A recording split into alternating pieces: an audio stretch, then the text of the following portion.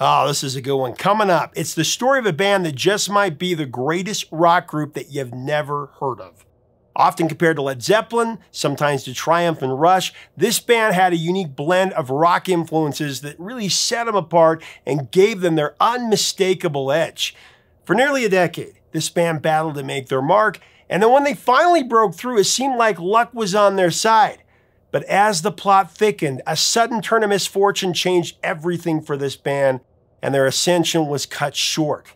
A slow rise to fame followed by a swift fall from greatness. It's coming up next on Professor of Rock. You're not going to want to miss it. Hey, music junkies, Professor of Rock, always here to celebrate the greatest artists and the greatest songs of all time. You know, if you ever mastered the art of getting the plastic wrapping off of records, tapes, or CDs, you're going to dig this channel of deep musical nostalgia. Took me a while, but I have my own little way of doing it. Click the big red button and click the notification bell so you always know when our stuff comes out. I got some good news. We have a new merch provider. We partner with 80stees.com. I'm going to start doing a t-shirt of the day. The one of the day is this Pink Floyd Welcome to the Machine. It's the t-shirt of the day, everybody. You got to get it. You can click on the link up here or below. They have so many cool shirts. You're going to love it. Have you ever listened to a debut album of a band and thought, man, these guys are going to be so massive, and then just watch them fade away to obscurity? For me, one of those standout bands that did that just faded too soon, went away, was a band from New Orleans called Zebra. We sailed away. Now, Zebra burst onto the scene with their debut album. It racked up over 600,000 sales. Great for a debut. It landed 2 solid hits on the mainstream rock chart. These guys were being compared to Zeppelin and Rush. But then things went downhill. By their second album, sales had dropped to half, and their third was a complete flop, and then they just disappeared. So what happened? We're going to dig into the story and figure out why this band had such a strong start and then took such a drastic nosedive. In the vibrant city of New Orleans back in 1974, a band was on a mission, called themselves Zebra, and had one goal in mind: to find the perfect lead singer. But then after a long search, the right voice never quite materialized. Rather than let that slow them down, the group decided to look within. Randy Jackson, who had been handling guitar duties, stepped up to the mic, and just like that, Zebra's frontman was born.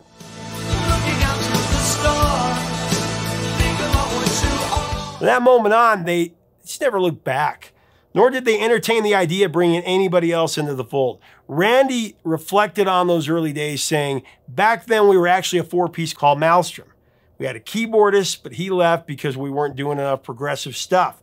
Plus, we had to mix in some dance tunes to make a little money, and that didn't sit well with everyone. Now, before long, Felix and Randy found themselves drawn back to the keyboard, tinkering with sounds that felt like home. Just a few months after Zebra's formation, the band extended their reach beyond New Orleans, adopting the tri-state area as their second stomping ground. There, they quickly became a fixture in the lively club scene, rubbing shoulders with bands like the Good Rats,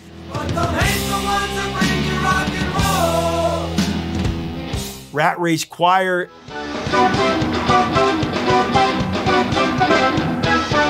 even Dee Snider and Twisted Sister.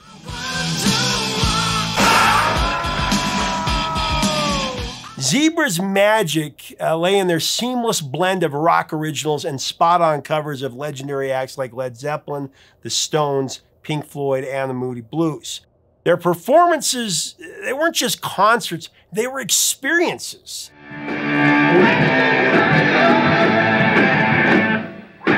And, quickly the word spread. Very soon, Zebra had developed a loyal and passionate fan base, following in every sense of the word. Every single week, fans would flip through the pages of East Coast Rocker, the Aquarian, and other local papers, not to see exactly which band was playing at their local club, but just to track down where Zebra was going to be performing. It didn't matter if they were playing in the next town or all the way out to the farthest corners of Long Island. Come Friday and Saturday night, fans would pack into cars and follow their favorite trio wherever they went, eager to be part of the electric atmosphere that Zebra created on stage. Zebra is often tagged as a Led Zeppelin sound-alike, and it's true. They emulated the legendary band, much like many groups that came up in the 70s. I mean, after all, the members of Zeppelin were heroes to Zebra, influencing their sound and their style in a very big way. But that Zeppelin clone label became a shadow that would follow them throughout their career. It was a stigma that they could never quite shake, like the new Dylan. Eventually, Zebra landed a deal with Atlantic Records, and of course that's the same label that had signed Zeppelin. That further fueled the constant comparisons. Before they inked the contract, Randy Jackson and Felix Hanneman, they had already crossed paths with Zeppelin, their idols, on more than one occasion. This, of course, deepened the connection between the two bands. Now, the first time they met Robert Plant, Jimmy Page, John Bonham, and John Paul Jones was when Randy and Felix first met. Back in the day, Randy Jackson had a band called Shepherd's Bush, while Felix Hanneman was cutting his teeth working at Jazz City Studios for no other than Cosimo Matassa, the legendary recording engineer and rock and roll Hall of Famer. Cosimo had a soft spot for the two, so instead of charging Felix for his services, he let them record their demos there. This was an opportunity that would eventually lead to some wild moments. So one day, word got around that Atlantic Records were throwing a party at Jazz City to celebrate the success of their new album, Zeppelin's latest album, Houses of the Holy. Randy and Felix, of course, huge Zeppelin fans, couldn't resist the chance to be a part of it. They turned to Cosimo and asked, how do we get into this party? So he hatched a plan. He said, hang out in the utility room downstairs. And once the party started, just walk in. The security's tight at the front entrance, but they won't be checking down there. So with their bell-bottom pants, their platform shoes, and just in case a bucket for bladder emergencies, Randy and Felix camped out in the cramped utility room. I guess they stayed there from 6 in the morning until 7 or 8 at night. They were just waiting for the right moment to crash the party and meet Zeppelin. Finally, when the shindig was in full swing, they slipped in. They were unnoticed. They blended right into the celebration. No questions asked. I mean, it was a bold move, but it worked. It got them a taste of the rock star world that they had been chasing this whole time. And they actually ended up sharing a joint with Robert Plant, an experience that any young rocker would have dreamed about. Randy Jackson recalled the second brush with Zeppelin. It was actually the night that John Bonham saw Zebra perform live. It was a surreal moment for the band, though at the time they had no idea they were playing for one of their heroes. They'd find out later. The story goes that Zebra's attorney had brought Bonham to one of their shows on Long Island. Randy recalled that they were just young, they were kids, and their manager had given them one instruction. It was very strict. Do not play any Led Zeppelin songs tonight. Don't do it. Now looking back, Randy chuckled at the memory, saying, if we'd known that John Bonham was in the house, we definitely wouldn't have played any Zeppelin. It was probably a mistake, but hey, you live and you learn. I wonder what Bonham thought of it. So there's an amusing twist to how Zebra caught Atlantic Records' attention. Again, made even sweeter by the fact that the label was home to their hero Zeppelin. Yeah, it all happened during a time when local radio stations were still programmed by passionate music fans, not faceless algorithms. Randy tells a version of the story that features a young Jason Flom. He just started at Atlantic as a field merchandiser at the age of 18. So one day, Jason walked into WBAB, Long Island's beloved rock station, to hang up some posters. While he was there, the DJs gave him a tip. You got to check out this great local band. Of course, that band was Zebra.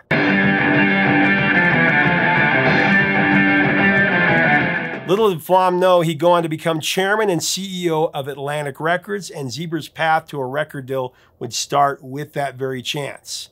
That chance moment at a rock station. It's a cool story for sure, but not quite how Jason Flom remembers it. His version is even better. So Jason, who's still signing acts today, possesses what might be the sharpest ears in the music industry. He's built a career out of spotting talent before anybody else. The New Yorker once praised him for his knack for delivering monsters, a nod to the iconic acts he's nurtured over the years. I mean, from Lord to Kid Rock to Katy Perry, Matchbox 20, Jewel, Hootie and the Blowfish, so many more. In fact, Zebra was his very first signing.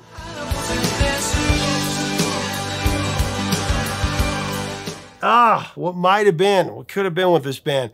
Now, while the tale of Jason hanging up posters at WBAB is memorable, like I said, Jason recalls it differently.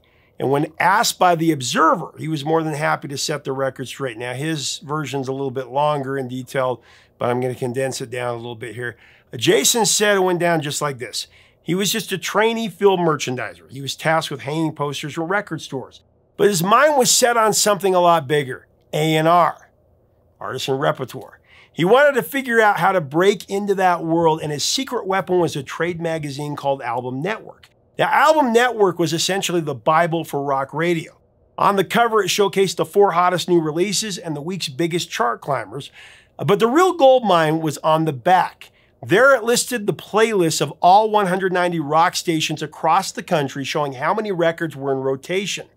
30, maybe 40 songs. It also included the name of each station's program director and their phone number. Now, for Jason, that was the key. It was his way to understand the pulse of the industry and make the connections that would eventually lead him to A&R greatness.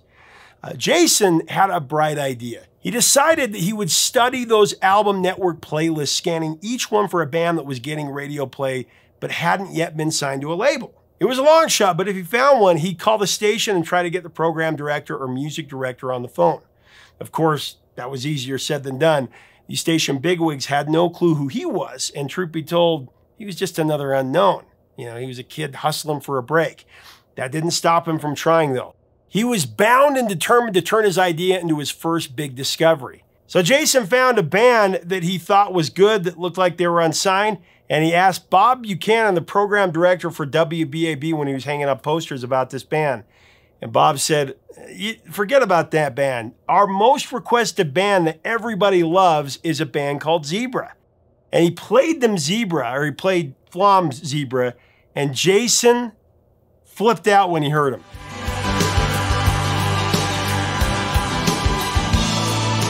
His ears perked up instantly. This was it. This was his chance. Holy crap, this could be my big break, is what he was thinking. Now, desperate to connect with the band, he asked Buchanan, how do I get a hold of these guys? Without missing a beat, he replied, hold on, I'll get them on the other phone. Moments later, he had Randy Jackson, the band's frontman, on the line. Randy was down in New Orleans, and from what Jason gathered, Zebra was almost at the end of their rope. I mean, after years of playing clubs in Jersey and New Orleans and having this huge fan base, they've been passed over by just about every label. Nobody believed in them, even though they were hugely popular. They were played all the time. The band had just about given up on their dreams of landing a record deal, resigning themselves to the idea that they just never break through. Little did they know, everything was about to change for the better. When Jason got a demo from Randy Jackson, he made a cassette of the music, and he wrapped it up in a piece of paper and he put it on the desk of Doug Morris's assistant. And when he put it there was already a huge pile of cassettes that were unlikely that any of them were ever going to get listened to. Doug was not just anybody in the business. He was the boss of Atlantic Records.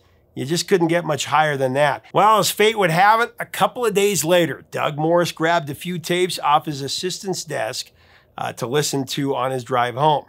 Call it serendipity, call it pure luck. Doug happened to live on Long Island. He popped Zebra's tape into his car stereo. The song Who's Behind the Door came on. We sailed away. We walked 1,000 miles and then we slipped away. And then after a moment, he decided he didn't like it and he actually ejected the tape. He was ready to move on. Then something crazy happened. The radio was tuned to WBAB, and guess what song was playing? Who's Behind the Door? Looking out to the stars, think about what you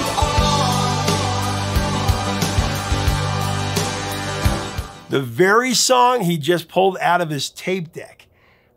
Doug Morris did a serious double take, as you can imagine. And to top it off, the DJ came in at the end of the track and said, that's the most requested song in the history of WBAB, Zebra's Who's Behind the Door. When Doug came into the office the next day, he was blown away. He called Jason a genius, and he said he wanted to meet Randy Jackson. So Jason scrounged up all the money he had and flew Randy up from New Orleans to New York City, and they had a meeting with Doug Morris. The process was not smooth from there by a long shot, but Jason Flom was able to get Zebra signed and then convince Jack Douglas, one of the hottest producers during that time, to produce the band's critical debut album.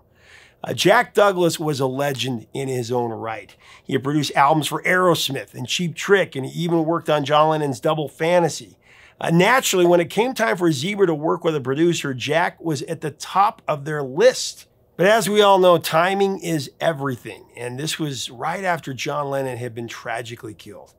Jack had just lost one of his closest friends. He'd been in the limo that night, dropping John and Yoko off at the Dakota after a studio session mere hours before the unthinkable happened.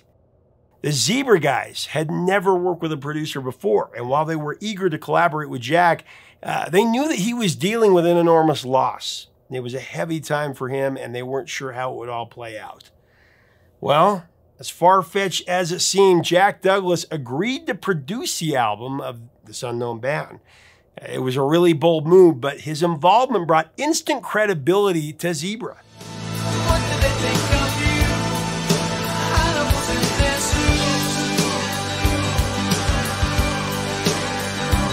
suit. His expertise in the studio elevated the entire project, giving the band a level of cachet that few up-and-comers could ever dream of. Zebra's self-titled debut, produced by Jack Douglas, was a powerful, inspired album. Really a true labor of love. The band poured their blood, sweat, and tears into every single track, crafting songs that define their identity after nearly a decade of hard work and paying their dues. It was the culmination of years of grinding, and it showed in every single note. The first two singles from Zebra's first LP were Who's Behind the Door, of course, the song that was instrumental in getting the band signed to Atlantic when it was the most requested song in WBAB's history.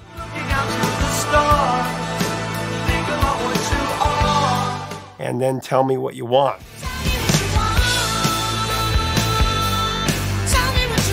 Both were solid hits at the album rock radio format in 1983.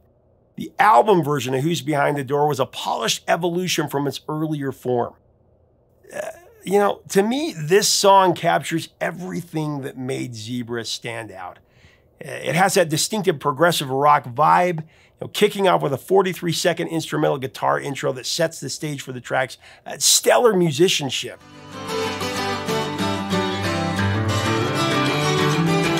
It's a perfect showcase of the band's talent and their creativity, embodying what made them so cool. Who's Behind the Door also showcases the versatility of Randy Jackson as a lead vocalist. He effortlessly transitions in and out of a unique falsetto that carries a lingering mystique. Randy's tone certainly has the influence of Robert Plant, but he delivers it without coming off as a wannabe, you know what I mean? One of the coolest parts of Who's Behind the Door is the song's coda from 3 minutes and 31 seconds to the fade out.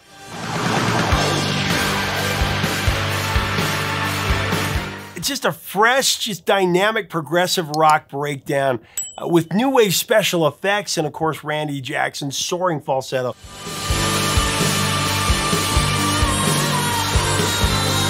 Who's Behind the Door rose to number 10 on the mainstream rock chart and went to number 61 on the Billboard Hot 100. Actually, in the music video of the track, there's a cameo by Zebra's A&R super champion Jason Flom. Looking right to left, he's the tall, dark-haired gentleman, fourth from the left.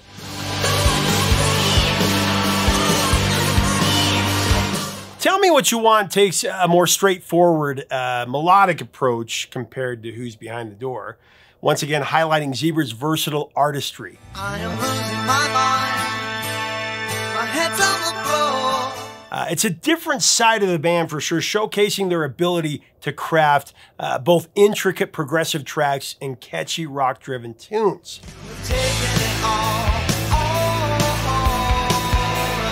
Randy Jackson absolutely wails on Tell Me What You Want, pouring everything into his performance as both a vocalist and a lead guitarist. His raw energy and his passion shine through, making it a standout moment where he truly lets it all out.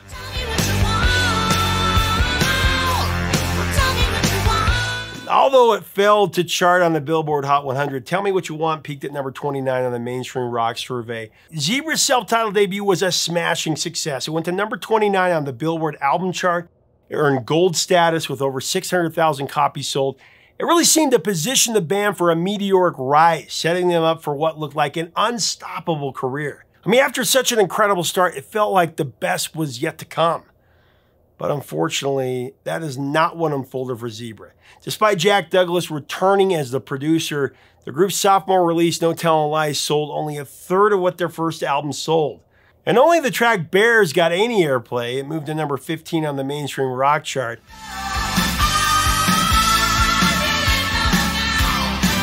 Zebra's third release, 3.5, was an outright flop. The band decided to self-produce their album, and in retrospect, they called that a mistake. There wasn't even a single release from the album. So what went wrong? With such a brilliant coming out, why didn't Zebra turn into the next big rock band? Randy Jackson, he chalked it up to three factors. First, he blamed their attrition on poor management, which of course is the kiss of death for many artists. Secondly, the band kind of lost their identity. Now, for reasons he can't quite remember, Randy chopped off his signature long locks just before Zebra went on tour for their second album. This led to some unexpected confusion with fans. People were actually asking, did you guys get a new lead singer? They didn't recognize him. But the haircut, it wasn't the only misstep. Looking back, Randy admits the band made some bad decision. And the third is that choosing to self-produce their third album. They actually had a chance to work with legendary producer Bruce Fairbairn. He'd been lobbied at Atlantic Records to produce that third album, but Randy and the band actually turned him down. Ironically, the next project that Bruce took on was Bon Jovi's Slippery When Wet. That went on to sell more than 28 million copies, while Zebra's self-produced third album sold only 68,000 units. And the band was subsequently dropped by Atlantic. And hindsight being 2020, the next Zeppelin moniker was probably not a great look either. It's like a new solo singer-songwriter being called the new Dylan, like I said. Zebra may have faded from the national limelight, but they still have their loyal followers. They're still out there playing gigs. We walked 2,000 miles and then we slipped away. The band put out their fourth album, Zebra 4, in 2003.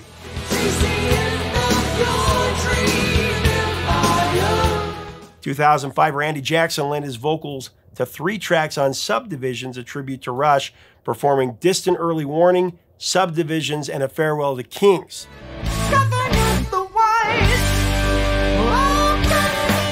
Excellent. Zebra's legacy continued to grow when the band was inducted into the Louisiana Music Hall of Fame on July 10th, 2010. They followed that achievement with another induction into the Long Island Music Hall of Fame on October 18, 2012. Man, I am the biggest Zebra fan. I absolutely love their first 3 albums, especially their debut. I mean, to me, it's one of the great true gems of the 80s. Now, when it comes to why I think Zebra faded from the spotlight, I feel like it boils down to something that many artists have shared with me. You know, you have your entire life to write your first record, but you only have a few short months to craft the second. Zebra poured their heart and soul into their debut, drawing from all those years of roughing it out on the road. When they finally found success, they just didn't have the time or the inspiration to replicate the magic of that first album. So it's fun to go back to that first Zebra album and think about what could have been.